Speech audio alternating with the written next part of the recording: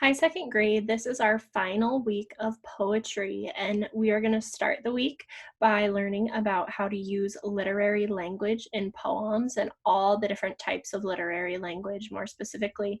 And then your last lesson this week will be adding more poems before you finish up your poetry book. Let's go ahead and get started. So, using literary language in poems.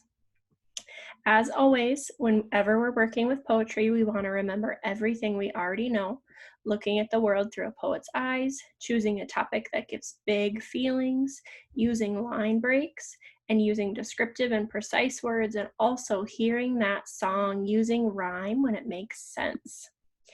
We're going to talk about literary language today, which is something all of you already know about from reading.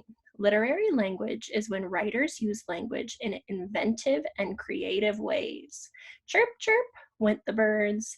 Peter Piper picked a peck of pickled peppers, and he was as slow as a snail. All types of literary language are often found in poems. Literary language is also called figurative language. So I don't want you to be confused if you see figurative language written on something for this week. Literary language is used in poetry as poets view the world through their eyes. So just as writers use it to explain things in their books, poets use it to help you see the world through their eyes and talk about the sounds and use fun words to really help you hear the song in the poem or really understand he was as slow as a snail, really slow. There are many types of literary language for poems, as you can see here. We're going to talk about 6 of them today, and we are going to start with an onomatopoeia. And an onomatopoeia are words that sound like they are read. The bacon sizzled in the pan. Sizzled sounds like sizzling. Chirp, chirp went the birds. When birds chirp, they actually do sound like chirp, chirp.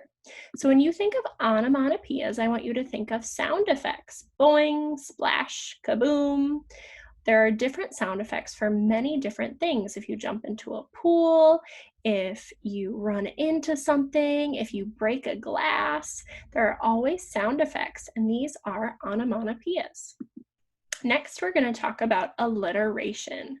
An alliteration is repeating the same sound at the beginning of words in 2 or more words.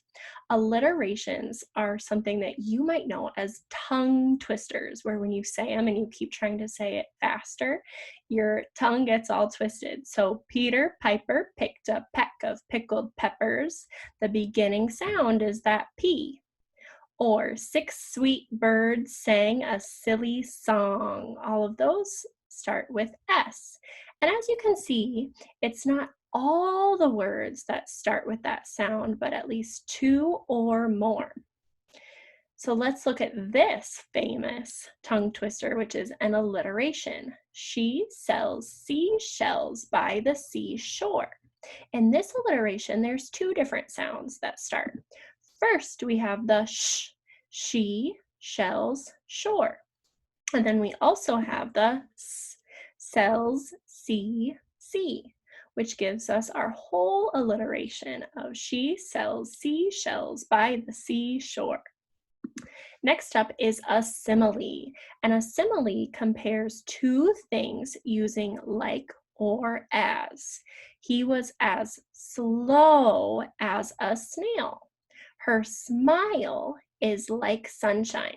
Let's try this together. How can we compare a rabbit and someone running with the words like or as?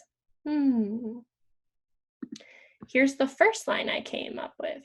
He was as fast as, can you finish my sentence? A rabbit. Metaphors also compare objects. So we had our simile, which compared 2 things using like or as. A metaphor is comparing 2 objects without using like or as. So a metaphor, you say something is something else. So our simile we had was her smile is like sunshine. If we made it a metaphor, we would say her smile is sunshine. Not saying it's like, but that it actually is. Our other metaphor example, the garden was a rainbow of colors. Now, we had our simile that we made together. He was as fast as a rabbit. If we made it a metaphor, we would say he was a fast rabbit. Another form of literary language is an hyperbole, and a hyperbole is a big exaggeration. I have a ton of homework tonight. I must have walked 1,000,000 miles. Now, you might be wondering, what does it mean to exaggerate, or what is an exaggeration? An exaggeration is a statement that says something as better or worse than it really is. These two would say probably be worse. I have a ton of homework tonight, when really you might just have a couple assignments to do. Or I walked 1,000,000 miles. You might not have walked 1,000,000 miles, but you walked pretty far. I'm so tired, I could sleep for a year. That is certainly an exaggeration. I don't think anyone could sleep for a year, but you might feel like you're going to sleep for a long time.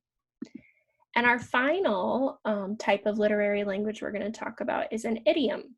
And an idiom is probably the literary language that you think of and that we talked about most with our books.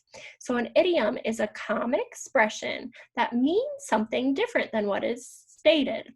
You can't teach an old dog new tricks, or I have butterflies in my stomach. Here are some other examples. Idioms are also called figures of speech. You are like 2 peas in a pod. What does that mean? Best friends. You are like 2 peas in a pod. You're 2 best friends. Olives are not my cup of tea. I do not like it. Saying something's not your cup of tea means you do not like it, and I do not like olives. It's raining cats and dogs. I think we've all heard that one. It is pouring rain. And I broke the TV, and I'm in a real pickle. What does it mean to be in a real pickle? I have an issue, or I have a problem. Now, second grade, as you work this week, you have all these different things to remember about poetry, and literary language is poetry in a lot of ways. Your first activity is to practice figuring out the different types of literary language with these 3 pages. On this page, you're going to look at alliterations and onomatopoeias. Color the alliteration purple and the onomatopoeia red. So you'll read each statement on the bug and then color the bug's tummy the color that matches what type of figurative language, which I told you is the same thing as literary language. On this one, you're going to compare hyperbole and idiom, and this one, similes and metaphors. That's your first activity. Your next activity is to try your own. So we know literary language is used in lots of different ways. So you have 2 choices.